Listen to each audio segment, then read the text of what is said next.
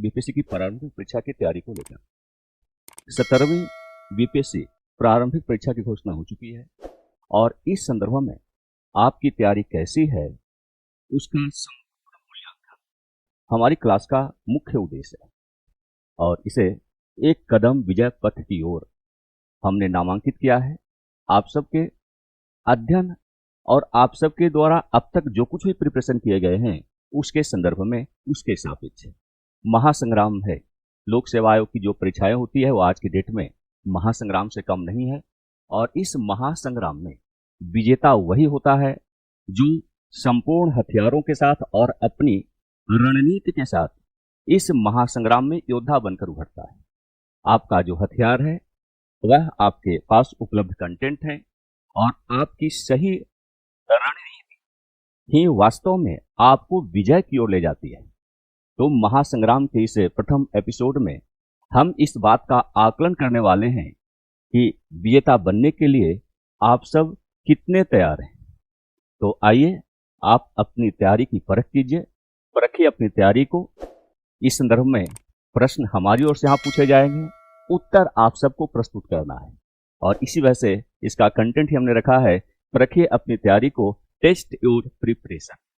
अब तक के जो कुछ भी आपने तैयारी किया है वह तैयारी कहाँ तक पहुंची है उसकी जांच आपके द्वारा की जानी चाहिए, उसकी परख आपको करना है और यही कारण है कि इस संदर्भ में हम इसका आकलन करने के लिए प्रश्न आपसे पूछेंगे, उत्तर आपकी ओर से प्राप्त करने का प्रयास करेंगे और जहां तक संभव होगा संबंधित प्रश्न के सापेक्ष हमारी ओर से विश्लेषणात्मक आधार पर उत्तर प्रदान किए जाएंगे।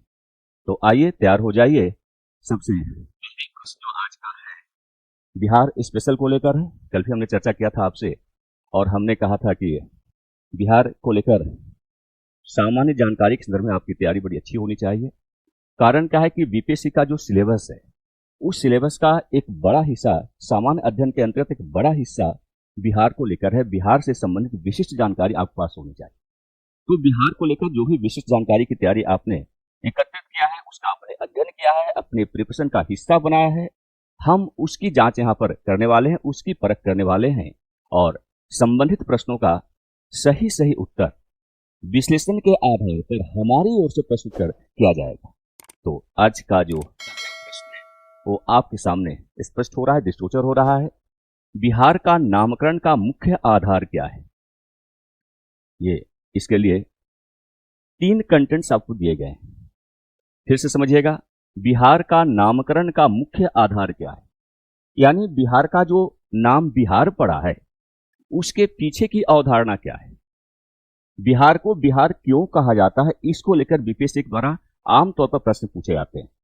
तो बिहार का नामकरण का मुख्य आधार क्या है, इसमें पहला जो, अभी मैं ऑप्शन की बात नहीं कर रहा हूं, इससे संबंधित जो तथ्य दिए गए हैं, पहला तथ्य है क्षेत्र में बौद्ध मठों की अधिकता, यानी बिहार वाले क्षेत्र में बौद्ध मठों की अधिकता की वजह से तो नहीं, या फिर दूसरा तथ्य है बौद्ध धर्म का प्रमुख केंद्र होना। तीसरा तथ्य यहां पर दिया गया है नौका विहार का अधिक प्रचलन होना।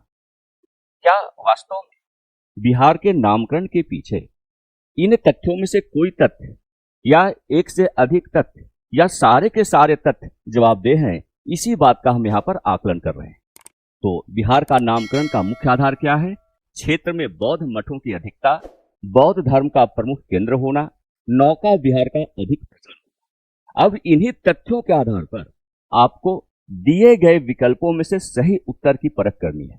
सही उत्तर आपकी ओर से प्रस्तुत किए जाने हैं और चैट के माध्यम से आप सही उत्तर यहां पर प्रस्तुत कर सकते हैं। तो पहले देखिए, ये 3 तथ्य हैं और इस संदर्भ में सही उत्तर क्या है? केवल एक, यानी बिहार का नामकरण का मुख्य आधार क्षेत्र में बौद्ध मठों की अधिकता है, यह हो सकता है।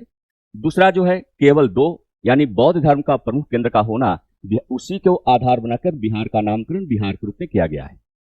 तीसरा जो विकल्प दिया गया है वह है केवल 3, यानी बिहार वाले क्षेत्र में नौका विहार का अधिक प्रचलन होता रहा है, इस वजह से बिहार को बिहार कहा गया। चौथा विकल्प दिया गया है केवल 1 और 2, और जैसा कि आप सभी जानते हैं कि बीपीएससी के द्वारा जो प्रश्न पूछे जाते हैं प्रत्येक प्रश्न के सापेक्ष 4 के स्थान पर 5 विकल्प दिए जा रहे हैं। हालांकि विकल्पों की संख्या जितनी ज्यादा होती है उतना ज्यादा आपको कंफ्यूजन भी होता है। आयोग का जो एग्जामिनेशन पैटर्न है निश्चित रूप से उसी को आपको फॉलो करना है, और इसी वजह से हमने यहाँ पर एक प्रश्न के 5 विकल्प निर्धारित किए हैं। तो 5वां विकल्प क्या कहता है? केवल 2 और 3। चौथा विकल्प पहले देखिए। चौथा विकल्प कहता है केवल 1 और 2, यानी पहला और दूसरा जो तथ्य है इसी के आधार पर बिहार का नामकरण बिहार के रूप में किया गया है। और 5वां जो ऑप्शन दिया गया, 5वां विकल्प ई के रूप में जो है उसमें स्पष्ट किया गया है केवल 2 और 3, यानी बौद्ध धर्म का प्रमुख केंद्र बिहार में स्थापित था और बिहार में नौका का अधिक प्रचलन होता रहा है। इस वजह से इस धरती को, बिहार रूपी धरती को बिहार के रूप में नामांकित किया गया है। तो क्या सही उत्तर होगा?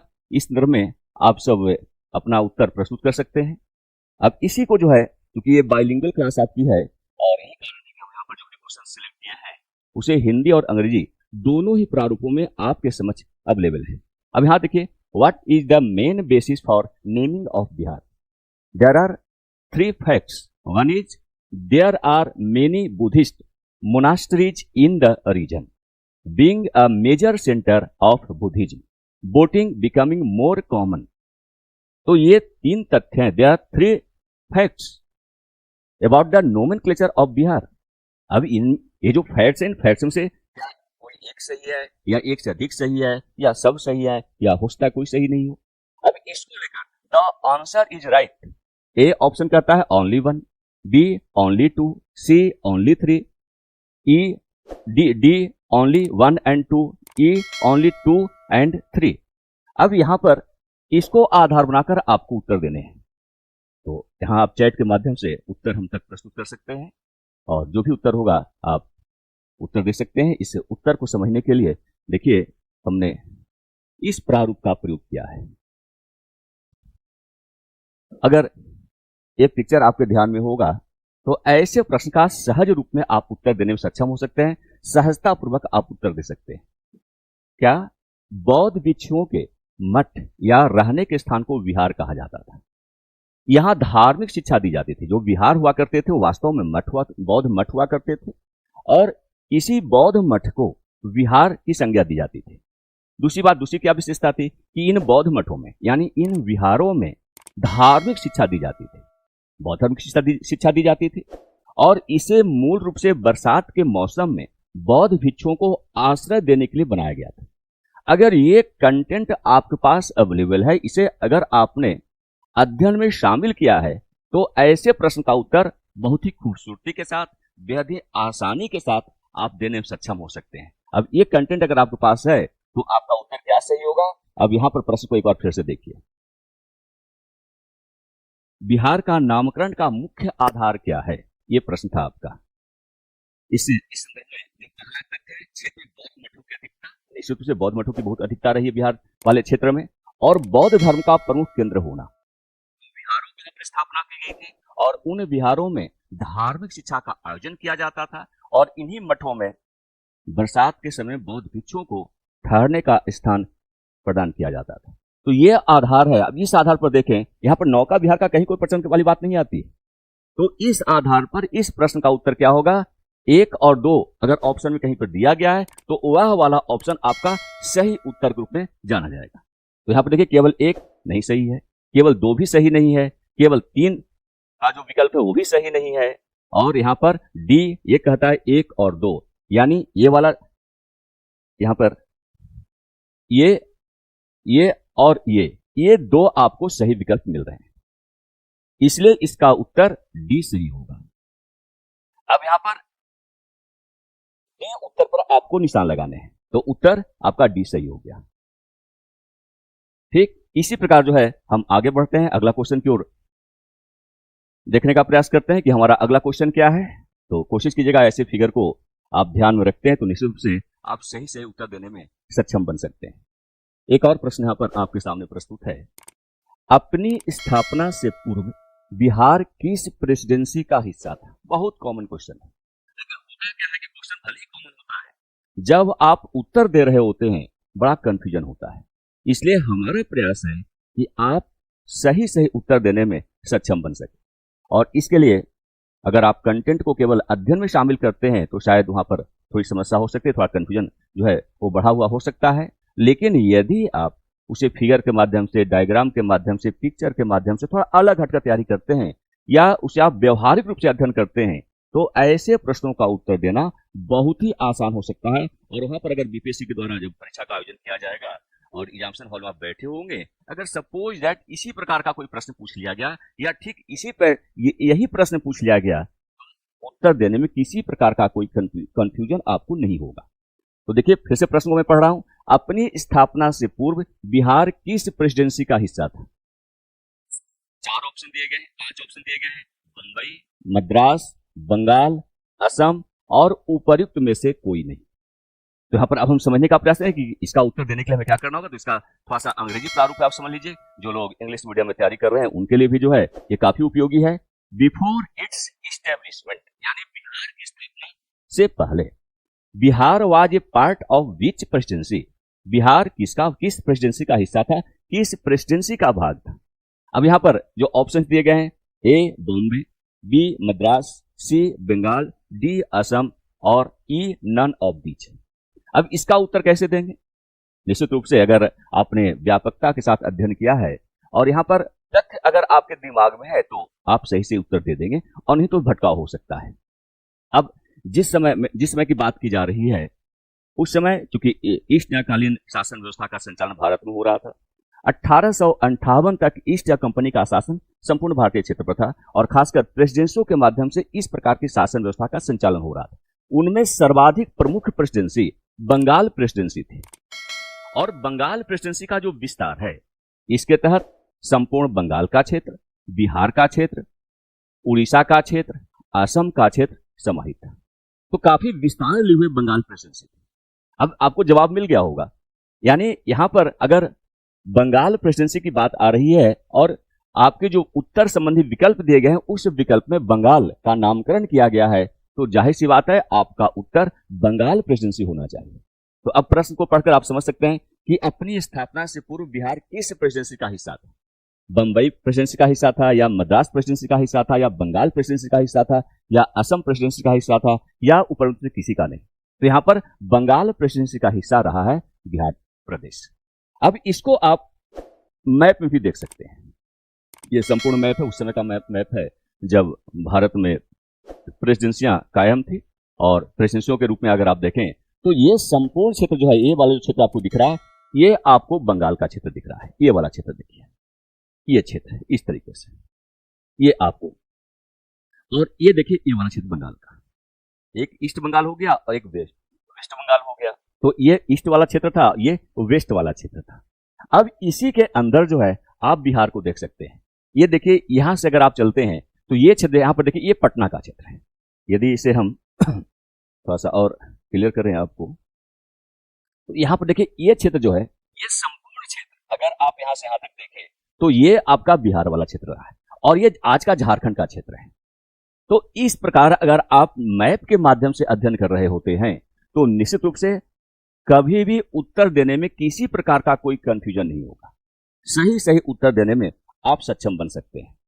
इसी प्रकार जो है हम नेक्स्ट क्वेश्चन की ओर बढ़ रहे हैं, और अगला क्वेश्चन हमारा है क्वेश्चन नंबर 3 की बात अगर हम करें तो ये आपके सामने है। पृथक बिहार राज्य की स्थापना कब की गई? बहुत महत्वपूर्ण क्वेश्चन है, एक नहीं कई बार बीपीएससी ने पूछा भी इस प्रश्न को, और हमने भी इस प्रश्न को शामिल किया है, जिससे कि आपका रिवीजन बेहतर ढंग से हो सकता है। तो यहां पर देखिए, पृथक बिहार राज्य की स्थापना कब की गई? इसमें 5 ऑप्शन दिए गए हैं। 15 अप्रैल 1936 को पहला ऑप्शन है। बी ऑप्शन कहता है 22 मार्च 1912 को। सी ऑप्शन में दिया गया है 1 नवंबर 1937 को। डी ऑप्शन में दिया गया है 15 अगस्त 1947 को, और ई ऑप्शन कहता है उपर्युक्त में से कोई नहीं। यानी ये 4 जो तथ्य हैं, 4 जो डेट्स यहां पर दिए गए हैं, अगर ये डेट्स क्लियर हैं तो आप इसका सही उत्तर दे सकते हैं, और नहीं तो डेट्स को लेकर काफी कंफ्यूजन होता है। और जो लोग अभी ऑनलाइन जुड़े हुए हैं चैट के माध्यम से इसका उत्तर दे सकते हैं। मैं तो विश्लेषण करूंगा, लेकिन हमारा विश्लेषण करने से पहले अगर आपकी ओर से उत्तर आते हैं तो निश्चित रूप से ये बड़ी अच्छी बात होगी। तो अब देखिए, इसका जो अंग्रेजी अनुवाद है, when was a separate Bihar state established, यानी बिहार स्टेट की स्थापना कब की गई। तो यहां पर देखिए, पहला ऑप्शन दिया गया 15 अप्रैल 1936 को, दूसरा ऑप्शन दिया गया है 22 मार्च 1912 को, तीसरा ऑप्शन 1 नवंबर 1937 को, और चौथा ऑप्शन है 15 अगस्त 1947 को, और पांचवा जो ई के रूप में है यानी ऊपर जो भी ऑप्शन दिए गए हैं उनमें से कोई भी सही नहीं होगा। अब इसका क्या सही होगा? तो बिहार का जो पृथक्करण हुआ उसके बाद इसका इस्टेब्लिशमेंट संभव हुआ है, और बिहार का पृथक्करण का जो डेट है वह 22 मार्च 1912 है। यानी पृथक बिहार राज्य की स्थापना कब की गई? तो इसका सही से उत्तर क्या होगा? 22 मार्च 1912। अब इसका विश्लेषण आप समझ सकते हैं।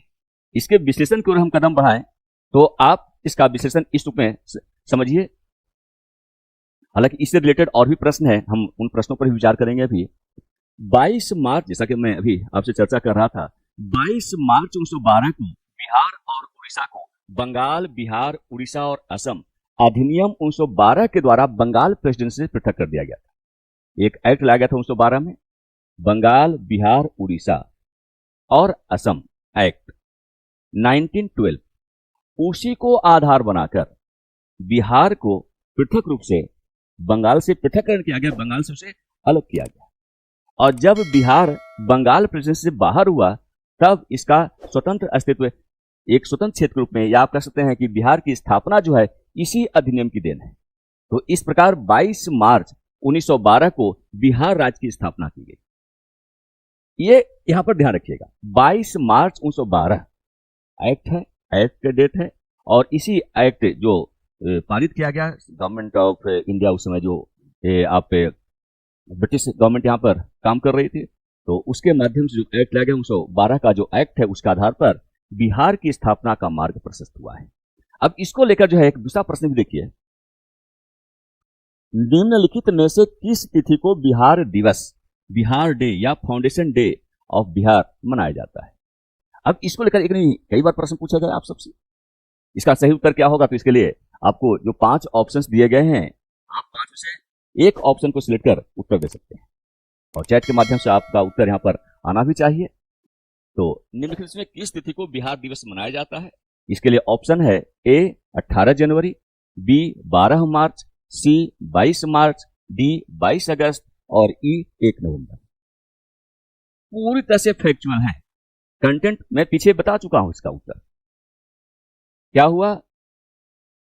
1912 में, सॉरी 1912 में 22 मार्च को एक अधिनियम प्रस्तुत किया गया था, और उसी अधिनियम के आधार पर बिहार को बंगाल प्रेसिडेंसी से पृथक किया गया, और उसके बाद बिहार की स्थापना संभव हुई। तो बिहार दिवस उसी को कैसे मनाया जाता है? अब इसका उत्तर क्या सही होगा? 22 मार्च सही होगा। यानी यहां पर पहले हम इसका उत्तर देखें, अब इसका हम विश्लेषण समझने का प्रयास करेंगे। देखिए, विश्लेषण में लगभग वही कंटेंट है।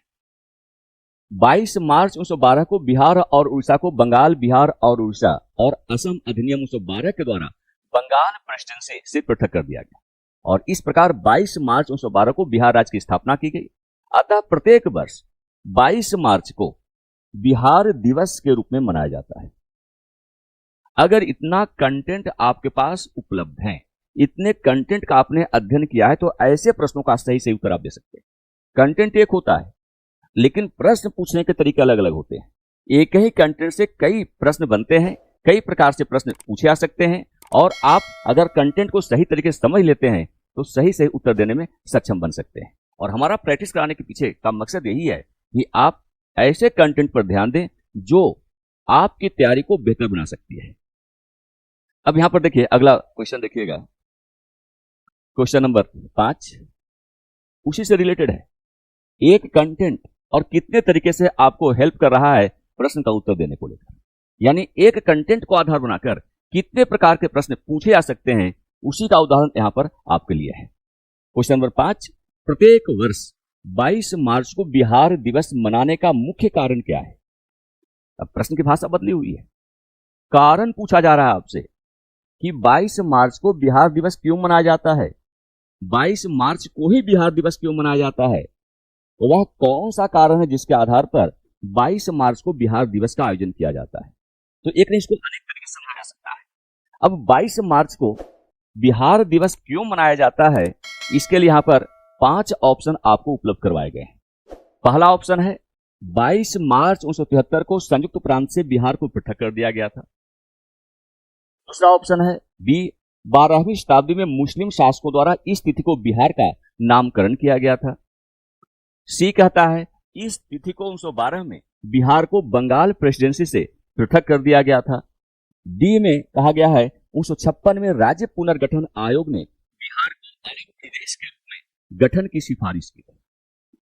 अब यहां पर आप जो है 4 जो ऑप्शन यहां पर देखो, 5वां ऑप्शन कहता है उपर्युक्त में से कोई नहीं, और यहां पर ऑब्लिक किया हुआ है उपर्युक्त में एक से अधिक। ये बड़ा कंफ्यूजन क्रिएट करता है आपको। सही ढंग से अगर आपने अध्ययन नहीं किया है या अध्ययन करने के बाद उसे ध्यान में नहीं रखा है तो ऐसे प्रश्न का उत्तर गलत हो सकता है, क्योंकि ई में स्पष्ट किया जाए कि उपर्युक्त में से कोई नहीं, या फिर उपर्युक्त में एक से अधिक हो सकता है। अब यहां पर बड़ा कंफ्यूजन, इसी कंफ्यूजन को दूर करने के लिए हमने उस कंटेंट को यहां पर सम्मिलित किया है। उसी कंटेंट को आधार बना लीजिए। बिहार दिवस क्यों मनाया जाता है 22 मार्च को? इसलिए कि 22 मार्च 1912 को बंगाल प्रेसिडेंसी से बिहार वाले क्षेत्र को अलग कर बिहार राज्य की स्थापना हुई थी। तो स्थापना दिवस होने की वजह से बिहार दिवस के रूप में से घोषित किया गया है। तो यहां पर उत्तर क्या सही होगा कि इस तिथि को 1912 में बिहार को बंगाल प्रेसिडेंसी से पृथक कर दिया गया था, और इसी वजह से इसका जो है बिहार दिवस के रूप में मनाने का कारण है। तो यहां पर कौन सा उत्तर सही होगा? ये सी उत्तर आपका सही से उभर कर सामने आ रहा है। तो इस तरीके से यदि आप प्रैक्टिस करते हैं तो निश्चित रूप से आप सही सही उत्तर देने में सक्षम बन जाते हैं। अब उसी का अंग्रेजी वर्जन हमने यहां पर दे रखा है। जो लोग इंग्लिश मीडियम तैयारी करते हैं वो इस कंटेंट का लाभ उठा सकते हैं।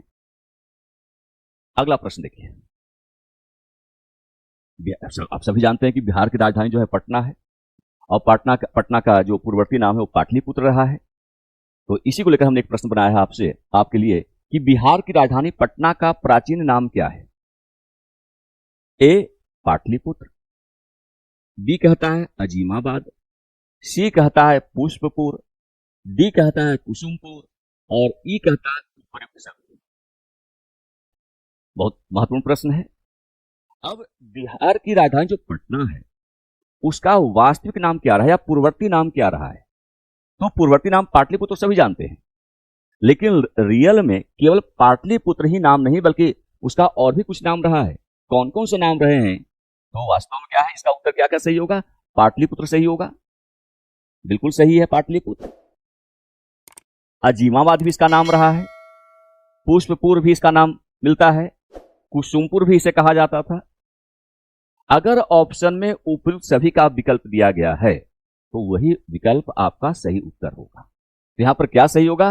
ये सारे ऑप्शन सही है, यानी उपयुक्त सभी, ये जो है ये सही सही उत्तर आपका होगा।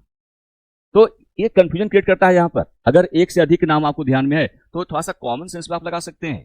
जैसे बहुत सारे हमारे स्टूडेंट्स हैं जिनको लगता है कि देखिए पाटलिपुत्र तो आमतौर पर सभी लोग जानते हैं, और पाटलिपुत्र हाँ, अजीत कुमार ने लिखा है कि संस्कृत में सभी हैं, बिल्कुल सही है। और बहुत लोगों ने इसमें उत्तर भी दिया है। शशि मोहन भंडारी ने जो बी उत्तर दिया है, अजीत कुमार सी उत्तर दे रहे हैं, और इसी प्रकार शशि मोहन ने भी सी को ऑप्शन ये ऑप्ट किया है। लेकिन रियल में अगर आप देखें तो पटना का नामकरण जो है पाटलिपुत्र के साथ साथ अजीमाबाद, पुष्पपुर, कुसुमपुर ये सभी मिलता है। इसलिए यहां पर सही उत्तर जो है वो ई होगा, न कि सी होगा। और अजीत कुमार ने बिल्कुल लिखा है कि संस्कृत में सभी नाम सही है, बिल्कुल सही नाम है, बिल्कुल सही उत्तर आपने दिया है। अगले प्रश्न की ओर हम लोग बढ़ते हैं, और क्वेश्चन नंबर 7 को आप देखिए। यहां से भी प्रश्न पूछने की पूरी संभावना बनी रहती है। बहुत महत्वपूर्ण प्रश्न है। बिहार का राजकीय चिन्ह, स्टेट सिंबल क्या है? इसके लिए 5 ऑप्शन। ए अशोक का लाट, बी सी पीपा, डी कहता है दो स्वास्तिक के बीच स्थित बोधि वृक्ष, और ई में स्पष्ट किया गया है ध्यान मुद्रा में गौतम बुद्ध। अब क्या सही उत्तर होगा ये भी आप जो है चैट के माध्यम से यहां प्रस्तुत कर सकते हैं। और इसका जो अंग्रेजी वर्जन है, what is the state symbol of Bihar? A Ashoka's pillar, B amaltas, C peepal, D Bodhi tree between two swasti, Gautam Buddha in meditation pose. ये पांच विकल्प में से कौन सही है, ये आपको उत्तर देना है। अब देखिए, अशोक का लाट ये भारत का राष्ट्रीय प्रतीक है। अमलतास एक पौधा है जो बिहार में बहुतायत में मिलता है। पीपल का वृक्ष भी बिहार में खूब है। डी स्वास्तिक के बीच स्थित बोधि वृक्ष, ई ध्यान मुद्रा में गौतम बुद्ध। क्या सही होगा, इसे याद करने का सबसे आसान तरीका मैं आपको दे रहा हूं। इस सिंबल को आप याद रखिए। ये सिंबल क्या है? सिंबल ये बोधि वृक्ष है और इसके दोनों ओर स्वास्तिक का निशान बना हुआ है। तो दो स्वास्तिक के बीच में बोधि वृक्ष, ये बिहार का प्रतीक है, स्टेट सिंबल है, राजकीय चिन्ह है। अब फिर से मैं आ रहा हूं प्रश्न के ऊपर। बिहार का राजकीय चिन्ह क्या है? अगर वो फिगर आपके ध्यान में है, आराम से आप सब उत्तर दे सकते हैं। बहुत ही सटीक उत्तर होगा। क्या? यहां पर देखिए डी, दो स्वास्तिक के बीच स्थित बोधि वृक्ष। कितना सरल है। बिना बहुत गहराई से अध्ययन किए हुए भी इन प्रश्नों का सही से उत्तर दे सकते हैं। अगर फिगर के माध्यम से या पिक्चर के माध्यम से, मैप के माध्यम से, डायग्राम के माध्यम से अध्ययन किया है, तो ऐसे प्रश्नों का उत्तर देना बहुत सहज हो सकता है, बहुत ही सरल हो सकता है। और अजीत कुमार ने इस संदर्भ में डी लिखा था। बिल्कुल सही उत्तर है आपका अजीत। अगले प्रश्न को हम लोग बढ़ रहे हैं। नेक्स्ट जो क्वेश्चन आपका है, क्वेश्चन नंबर 8, किसे बिहार का राजकीय पक्षी घोषित किया गया है? अब बिहार का राजकीय पक्षी, स्टेट बर्ड, ये कौन सा है, किसे घोषित किया गया है, इसको लेकर यहां पर प्रश्न आपके सामने है। इसके लिए 5 ऑप्शन: ए गौरैया, बी कोयल, सी मोर, डी मैना, ई तोता। अब इन 5 में से एक ऐसा बर्ड है, एक ऐसी पक्षी है जिसे बिहार के राजकीय पक्षी का दर्जा प्रदान किया गया है। अब इसका उत्तर क्या होगा? इसके पहले इसका अंग्रेजी अनुवाद में कर दे रहा हूं। Which bird has been declared as the state bird of Bihar? A sparrow, B cuckoo, C peacock, D myna and E parrot. अब ये 5 ऑप्शन 5 पक्षियों का नाम है। इनमें कोई एक पक्षी ऐसी है जो बिहार का स्टेट बर्ड के रूप में जानी जाती है। अब इसे देखिए आप, इसका उत्तर इसी में छिपा हुआ है। अगर इस पक्षी को आप पहचानते हैं तो इसका सही उत्तर आपके ध्यान में बना हुआ रहेगा। और इसमें शशि मोहन भंडारी ने डी उत्तर दिया है। अजीत कुमार ने भी डी उत्तर दिया है, डी ऑप्शन दिया है इसका। देखते हैं। अब ये आपको याद है, ध्यान में है या समझ पा रहे हैं कौन सी पक्षी है? तो इसी पक्षी को गौरैया कहा जाता है। इसका उत्तर क्या होगा? स्पैरो। आपने मैना उत्तर दिया है, जो कि नहीं है सही।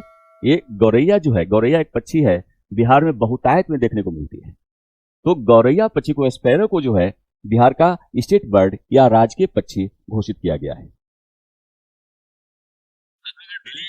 हमारे साथ ऑनलाइन होते हैं तो निश्चित रूप से मैं कम से कम उतने क्वेश्चन अवश्य रिवाइज करवा दूंगा जिससे कि आप बीपीएससी 17वीं बीपीएससी को क्रैक कर सकते हैं। प्रीलिम्स में आप बेहतर स्थिति को प्राप्त कर सकते हैं, सफलता को आप प्राप्त कर सकते हैं।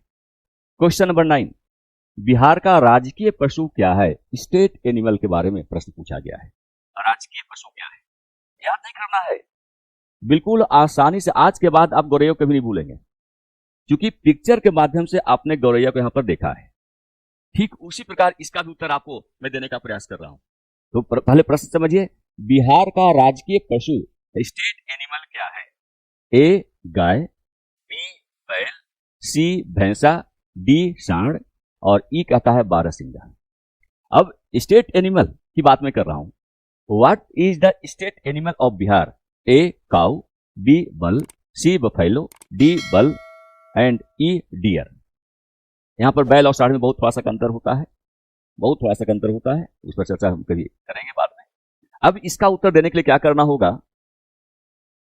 इस वाले जो है तस्वीर को आप देखिए। अगर इसे आप समझ सकते हैं तो आपका उत्तर बिल्कुल सही हुआ। अजीत ने भी और आपने अजीत कुमार ने लिखा है कि बिहार में बगरो इसे कहा जाता है। अब ये बगरो तो मैं नहीं समझ पा रहा हूं अजीत। तो ये देखिए, इस फिगर में उत्तर आपका छिपा हुआ है। बहुत ज्यादा कंटेंट की ओर भागने की आवश्यकता नहीं है। अब फिर से मैं इस प्रश्न को ला रहा हूं। तो बिहार का राजकीय पशु क्या है? अब देखकर आप बता सकते हैं उत्तर क्या होगा आपका सही। तो आपका सही उत्तर है बैल। कुछ भी अध्ययन आपने नहीं किया, केवल फिगर के माध्यम से आपको पता चल गया कि आपका उत्तर क्या सही होगा। अगले नेक्स्ट क्वेश्चन की ओर हम लोग चल रहे हैं।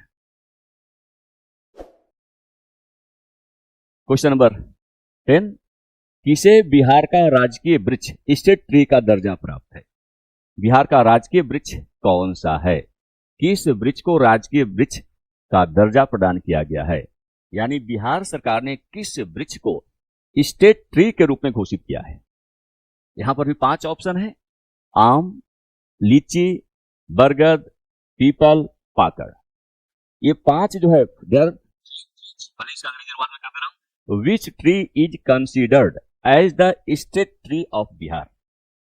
मैंगो, लीची, बनियान, पीपल और पाकड़। तो there are 5 options, one is right and all other are wrong answer. तो यहां पर जो भी 5 विकल्प दिए गए उनमें केवल एक सही है, और सही विकल्प क्या होगा आप सब उत्तर दे सकते हैं। तो आम उत्तर भी आ रहा है, लीची उत्तर, बरगद। यहां पर देखिए, इस वाली फिगर को देखिए। अगर ये फिगर आपके जहन में बना हुआ है तो आप बिल्कुल सही सही उत्तर यहां पर दे सकते हैं। बहुत आसान है तैयारी करना।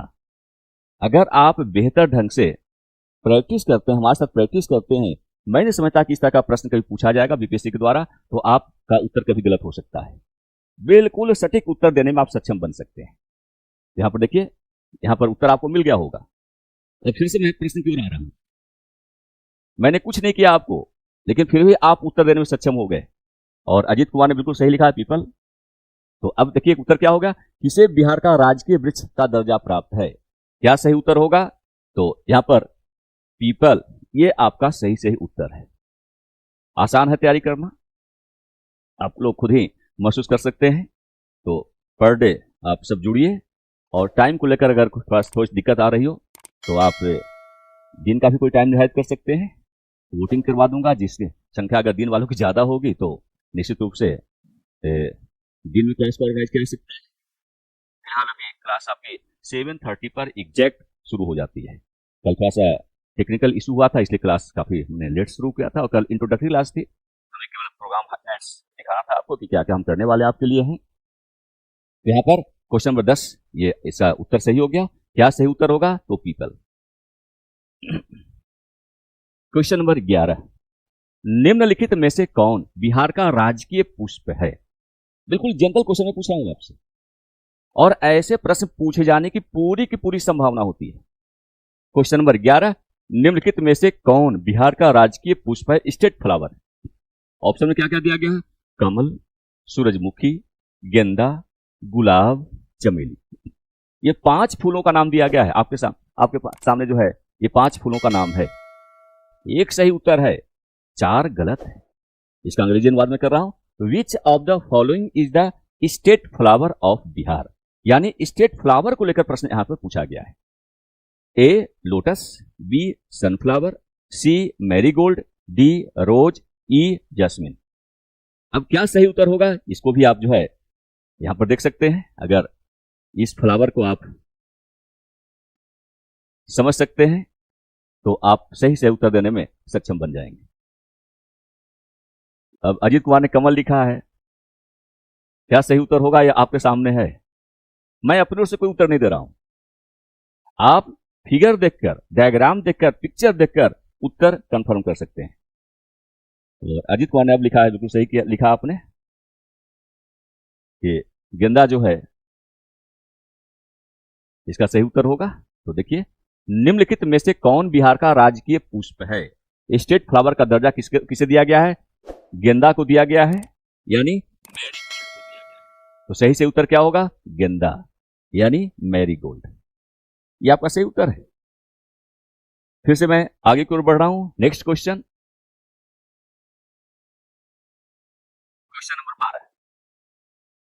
बिहार सरकार ने किस मछली को राजकीय मछली का दर्जा प्रदान किया है? पूरा का पूरा आपका रिवीजन खासकर सिंबल को लेकर यहां पर हो जा रहा है। बिहार सरकार ने किस मछली को राजकीय मछली का दर्जा प्रदान किया है? अब मछलियों की तो बहुत सारी प्रजातियां पाई जाती है, अब उसमें एक पर्टिकुलर ऐसी मछली है जिसे स्टेट फिश घोषित किया गया है। अब वो कौन सी मछली है, इसके लिए 5 ऑप्शन आपके पास हैं। पहला ऑप्शन है टेंगरा, दूसरा ऑप्शन है रोहू, तीसरा सी ऑप्शन है मांगुर, डी कहता है कतला और ई कहता है डॉल्फिन। इसका अंग्रेजी अनुवाद, Bihar government has given the status of state fish to which fish? Tengra, rohu, mangur, katla, dolphin. अब इसका उत्तर क्या सही होगा? तो यहां पर देखिए, ये मछलियां हैं। अगर आप सब मछली के शौकीन होंगे और मछली को पहचानना जानते होंगे तो इसका उत्तर जो है आप इस फिगर के माध्यम से, इस पिक्चर के माध्यम से देने में सक्षम हो सकते हैं। और अब तक आप लोगों का उत्तर आया नहीं है, दीजिए उत्तर इसका। तो इस फिगर को पहचानिए, क्या है ये, कौन सी मछली है? जितनी मछली आप देख रहे हैं, एक नहीं, मैं अनेक एंगल से इसको दिखाने का प्रयास किया हूं। तो बहुत सारी मछलियां यहाँ पर हैं, लेकिन सारी मछलियां एक ही प्रजाति की है। और वो प्रजाति कौन सी है? मांगुर की प्रजाति है। तो अब इसका उत्तर के लिए जो है हम चलते हैं पीछे की ओर। देखिए, प्रश्न ये था कि बिहार सरकार ने किस मछली को राजकीय मछली का दर्जा प्रदान किया है? ए टेंगरा, बी रोहू, सी मांगुर, डी कतला और ई डॉल्फिन। क्या सही उत्तर होगा? क्योंकि अब आप सक्षम हैं, पिक्चर आपने देख लिया है, इसलिए जहां पर मांगुर लिखा है ये आपका सही उत्तर होगा। C is the right answer, mangur. Next question, और मैं समझता हूं कि शायद जिन प्रश्नों की चर्चा यहां पर हो गई है, ऐसे प्रश्न अब कभी आपसे गलत नहीं, ऐसे प्रश्नों का आप सही से उत्तर देंगे। जी, तुम्हारे बिल्कुल लिखा है सही, मांगुर। बिहार राज्य की राजकीय भाषा, स्टेट लैंग्वेज क्या है? हिंदी, संस्कृत, उर्दू, भोजपुरी, मगही। ये 5 ऑप्शन आपके पास हैं। ये 5 भाषाएं हैं, इनमें वह कौन सी भाषा है जिसे बिहार सरकार ने राजकीय भाषा घोषित किया है? तो बिहार का स्टेट लैंग्वेज क्या है, इसको लेकर यहां प्रश्न पूछा गया है। आज में से कोई एक सही है। इसका अंग्रेजी अनुवाद, what is the official language of Bihar state? तो state language that is known as also official language. तो ऑफिशियल लैंग्वेज या स्टेट लैंग्वेज कौन सा है? ए हिंदी, बी कहता है Sanskrit, C Urdu, D Bhojpuri, E Magahi. क्या सही होगा? तो इसके थोड़ा सा कंटेंट्स को मैं ले चल रहा हूं, ध्यान रखिएगा। क्योंकि एक चीज और यहां पर ध्यान रखिएगा कि लैंग्वेज को लेकर कम से कम 3 प्रश्न बनते हैं। पहला प्रश्न ऑफिशियल लैंग्वेज को लेकर, दूसरा प्रश्न सेकंड ऑफिशियल लैंग्वेज को लेकर, और तीसरा प्रश्न भी बनता है एक और ऑफिशियल लैंग्वेज बिहार में घोषित किया गया है बाद में। ये तीनों को लेकर अगर कंटेंट आपको ध्यान में है तो आप सही उत्तर दे सकते हैं। बिहार ही पहला स्टेट है जिसने हिंदी को पहली बार राजकीय भाषा घोषित किया पूरे देश में। इसका उत्तर मैं आपको बता दे रहा हूं। हिंदी जो है ये बिहार राज्य की राजकीय भाषा है, स्टेट लैंग्वेज है या ऑफिशियल लैंग्वेज है? उत्तर क्या सही होगा? हिंदी। इसका कंटेंट मैं अभी समझा रहा हूं आपको। अब क्योंकि इससे रिलेटेड जो है दूसरे प्रश्न भी यहां पर हैं आपके सामने, अभी मैं प्रस्तुत कर रहा हूं, दोनों प्रश्नों का उत्तर एक साथ में दूंगा। नेक्स्ट क्वेश्चन देखिए, क्वेश्चन नंबर 14। बिहार की द्वितीय राजकीय भाषा कौन सी है? सेकंड स्टेट लैंग्वेज या सेकंड ऑफिशियल लैंग्वेज कौन सी है? Bhojpuri, Magahi, Sanskrit, Urdu, Maithili. Which is the second official language of Bihar? First option A option, that means Bhojpuri, B Magahi, C Sanskrit, D Urdu and E Maithili. तो इनमें से कौन सा लैंग्वेज है? अजीत कुमार ने डी लिखा है, और अजीत कुमार तो लिखा है कि हिंदी, उर्दू, मैथिली ये क्रम है, और उत्तर में डी लिखा है इन्होंने, उर्दू। बिल्कुल सही है उत्तर आपका, उर्दू। यहां पर ध्यान रखिएगा, हमने कहा कि लैंग्वेज को लेकर 3 ऐसे लैंग्वेज हैं जिनको लेकर बीपीएससी के द्वारा प्रश्न पूछा जा सकता है। First official language, second official language and then official language.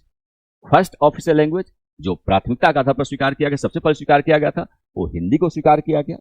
Second official language के रूप में उर्दू को स्वीकार किया गया और इसी बार जो है मैथिली को भी ऑफिशियल लैंग्वेज का दर्जा प्रदान किया गया है। तो उत्तर आप दे चुके हैं, इसलिए मैं इस पर निशान लगा दे रहा हूं। ये उत्तर आपका सही उत्तर है। अब इसका कंटेंट जो है यहां पर देखिए बहुत ही महत्वपूर्ण है, इसको जरूर याद रखिएगा आप लोग। डेट वाइज हमने दे दिया है, ईयर वाइज, डेट वाइज। तो विशेषण हमने किया है बिहार आधिकारिक भाषा अधिनियम 1950। अधिनियम के माध्यम से, कब का अधिनियम है? 1950 का अधिनियम है। कौन सा अधिनियम है? बिहार आधिकारिक भाषा अधिनियम 1950 द्वारा हिंदी को बिहार की एकमात्र आधिकारिक भाषा का दर्जा प्रदान किया गया था। कब किया गया था? 1950 में किया गया था। 1950 में 1967 का घटनाक्रम, बिहार के राज्यपाल ने घोषणा की कि उर्दू दूसरी आधिकारिक भाषा होगी। लेकिन क्या हुआ कि उसी में जो है रांची में सांप्रदायिक दंगे भड़क गए थे, इसलिए राज्यपाल की यह घोषणा लागू नहीं हो पाई। 1981 बिहार राजकीय भाषा अधिनियम 91 में उर्दू को बिहार की दूसरी आधिकारिक भाषा का दर्जा प्रदान किया गया। तो 81 का जो घटनाक्रम है उसके आधार पर उर्दू को सेकेंड स्टेट लैंग्वेज के रूप में मान्यता प्रदान कर दी गई। और 2003 बहुत बाद का घटनाक्रम है, मैथिली को, बहुत ही स्वीट लैंग्वेज है ये, आधिकारिक भाषा का दर्जा प्रदान किया गया। अब उर्दू को सेकेंड लैंग्वेज का दर्जा प्रदान करने के लिए आंदोलन चलाया गया था। उसी आंदोलन के आधार पर 1981 में बिहार राजकीय भाषा अधिनियम 1981 के माध्यम से इसे second language, second official language के रूप में स्वीकार किया गया। तो इस कंटेंट को भी आप लोग देख लीजिएगा। आज का जो है लास्ट क्वेश्चन, बिहार राज्य का विस्तार किन क्षेत्रों तक है? यानी विस्तार को लेकर बहुत सारे प्रश्न पूछे जाते हैं। पहला, दूसरा, तीसरा, चौथा, 5, ये फैक्ट्स हैं। इसी के आधार पर आपको निम्नलिखित कूट में से कोई एक सही उत्तर ढूंढना है। तो बिहार राज्य का विस्तार किन क्षेत्रों तक है, इसका उत्तर जानने के लिए हमें पहला जो है जो फैक्ट्स दिए गए हैं उसमें चर्चा करेंगे। पूर्वी चंपारण से मुंगेर तक, दूसरा है पश्चिमी चंपारण से बांका तक, कैमूर से किशनगंज तक, रोहतास से मधेपुरा तक, दरभंगा से गया तक। अब बहुत दिलचस्प प्रश्न है ये। और बिल्कुल सही उत्तर आपको देने के लिए क्या करना होगा, यहां पर अगर आप देखें तो जो ऑप्शन दिए गए हैं, ए कहता है 1 और 2, बी कहता है 2 और 3, सी कहता है 3 और 4, डी कहता है 4 और 5, ई कहता है उपर्युक्त में से सभी या उपर्युक्त में से कोई नहीं। अब इसका उत्तर आप कैसे देंगे? अजीत कुमार, अच्छा अजीत कुमार लिखते हैं कि सर मैंने आपसे वाजीराव एंड रेड्डी इंस्टीट्यूट दिल्ली में अंतर्राष्ट्रीय संबंध और पॉलिटी पढ़ा है। इंडियन पॉलिटिकल सिस्टम पिछले 30 वर्षों से अध्यापन करवा रहा हूं। तो इंडियन पॉलिटिकल सिस्टम के साथ साथ गवर्नेंस, आपका international relations, social justice, internal security, ये हमारा पसंदीदा विषय रहा है। और मैं तो समझता हूं कि शायद जितने भी इंस्टीट्यूट्स हैं, मैं सबकी तो बात नहीं उसे करता, लेकिन निश्चित रूप से one of the senior most faculty के रूप में हमारी पहचान है। मैं पिछले 30 वर्षों से आपके साथ जुड़ा हुआ हूं और न केवल एक अध्यापन के क्षेत्र में, एक अध्यापक के रूप में, मार्गदर्शक के रूप में, और सबसे बड़ी बात है कि एक लेखक और संपादक के रूप में भी हमारा बहुत लंबा संबंध आप सबके साथ रहा है। हमारी एक पुस्तक यूनिक सामान्य अध्ययन, जो कि आपके बिहार वगैरह में काफी पॉपुलर है, और बिहार ही नहीं बल्कि जो भी हिंदी भाषी बेल्ट है, चाहे आप बिहार की बात करें, झारखंड की बात करें, छत्तीसगढ़, एमपी, यूपी, राजस्थान वगैरह वगैरह, हिमाचल प्रदेश, सब जगह हमारी बुक जो है काफी ज्यादा प्रचलित है। शायद आप में से कुछ लोगों के पास होगी, उसका जरूर अध्ययन कीजिएगा आप लोग। यूनिक सामान्य अध्ययन हमारे द्वारा लिखी गई पुस्तक है और खासकर जो सिविल सर्विसेज की तैयारी करने वाले हमारे जो स्टूडेंट्स हैं वो बहुतायत में उस पुस्तक को परचेज करते हैं, उसका अध्ययन करते हैं। और बिहार में जो भी कंपटीशन होते हैं, सारे के सारे कॉम्पिटिटिव अध्ययन करने वाले जो हमारे स्टूडेंट्स हैं, एस्पिरेंट्स हैं, वे सब उसका अध्ययन करते हैं। तो आप लोगों को भी उसका शायद अध्ययन किए होंगे या नहीं तो आप कर सकते हैं। तो बिहार राज्य का विस्तार किन क्षेत्रों तक है, इसका उत्तर जानने के लिए आपको इस मैप का अध्ययन करना होगा। इस मैप को अगर ध्यान में रखते हैं तो आप सही से उत्तर दे सकते हैं। अब यहां देखिए, एंड पर क्या है, पश्चिम चंपारण, यहां पर एंड पर क्या है, बांका। मैप में ध्यान रखिएगा, हमेशा ऊपर की ओर उत्तर होता है, यानी ये दिशा जो है उत्तर की दिशा है और नीचे दक्षिण की दिशा होती है। इस तरह से एक तरफ पूरब, दूसरी ओर पश्चिम की दिशा होती है। यहां देखिए, पश्चिम चंपारण और बांका। इसी प्रकार कैमूर और किशनगंज। अब कंफ्यूजन क्यों होता है, प्रश्न जो है टिपिकल क्यों बन जाते हैं, इसका मैं उदाहरण दे रहा हूं। पश्चिम चंपारण, और क्वेश्चन इस तरह से विजिट किया सकता है कि कटिहार की जगह पर जो है किशनगंज को शामिल किया सकता है। जो भी सीमावर्ती क्षेत्र होंगे उसको यहां पर सम्मिलित करते हुए क्वेश्चन को ट्विस्ट किया सकता है। तो देखिए, पश्चिम चंपारण किशनगंज के हो सकता है, पश्चिम चंपारण कटिहार हो सकता है, पश्चिम चंपारण भागलपुर हो सकता है, पश्चिम चंपारण बांका हो सकता है, पश्चिम चंपारण जमुई हो सकता है, पश्चिम चंपारण नवादा को भी आप ले सकते हैं, पश्चिम चंपारण गया को आप ले सकते हैं। और इसी को थोड़ा सा देखिए, यहां पर देखिए, ये गोपालगंज शुरू हो सकता है, किशनगंज तक जा सकता है, सिवान शुरू हो सकता है, पूर्णिया तक जा सकता है, सिवान शुरू होकर कटिहार तक, भागलपुर तक जा सकता है। तो ये क्वेश्चन बहुत ही ट्विस्ट पैदा करते हैं। सही उत्तर देने के लिए आपको इस मैप का अध्ययन करना होगा। ऑप्शन पर डिपेंड करता है क्या ऑप्शन सेट किया गया है। हमने शायद ऑप्शन सेट किया है पश्चिम चंपारण और बांका, अगर इसमें दिया गया है पश्चिम चंपारण से बांका तक, एक तो ये वाला सही है। दूसरा पूरब में देखिए, और पूरा पश्चिम को आप देखें, कैमूर से लेकर पूर्णिया तक, किशनगंज कटिहार तक। तो हमने शायद कैमूर और कटिहार को सम्मिलित यहां पर किया है। अगर कैमूर और कटिहार का होगा तो ये उत्तर से कैमूर से किशनगंज हमने सम्मिलित किया है। तो यहाँ पर 2 और 3 वाला ऑप्शन सही हो जाएगा। पूर्वी चंपारण से मुंगेर तक नहीं होगा, पश्चिम चंपारण से बांका तक होगा, कैमूर से किशनगंज तक होगा, और रोहतास से मधेपुरा तक नहीं होगा, दरभंगा से गया तक नहीं होगा, क्योंकि इसमें कोई ना कोई एक बीच वाला हिस्सा है। तो क्या सही उत्तर होंगे, इसका निशान मैं यहां पर लगा दे रहा हूं। ये वाला सही है, आपका ये वाला सही है, यानी जो ऑप्शन दिए गए 1 और 2, 2 और 3, 4, 4 और 5, तो इनमें ये भी सही उत्तर आपका होगा।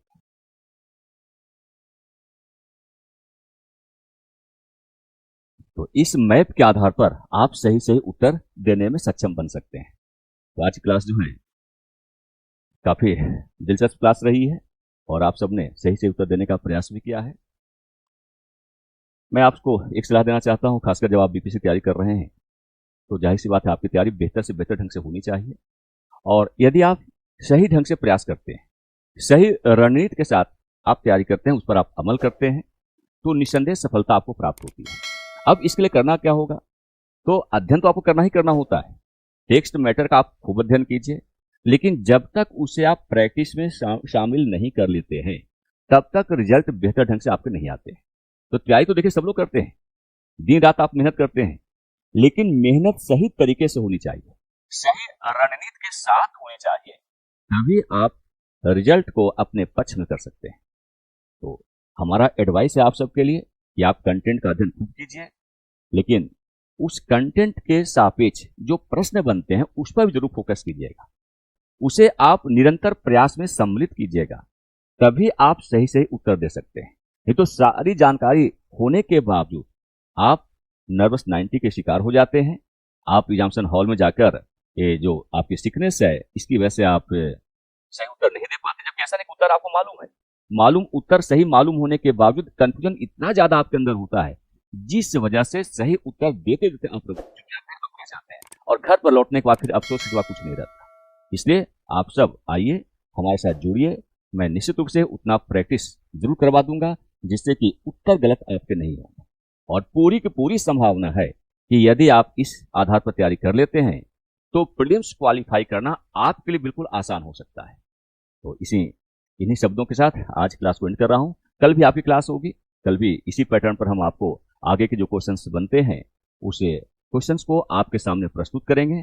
ठीक 7:30 PM पर जो है आप सब ऑनलाइन हो लीजिएगा और बेहतर ढंग से तैयारी कर आगे बढ़ते हुए सफलता को अर्जित करने का प्रयास कीजिएगा। बहुत बहुत धन्यवाद आप सबका।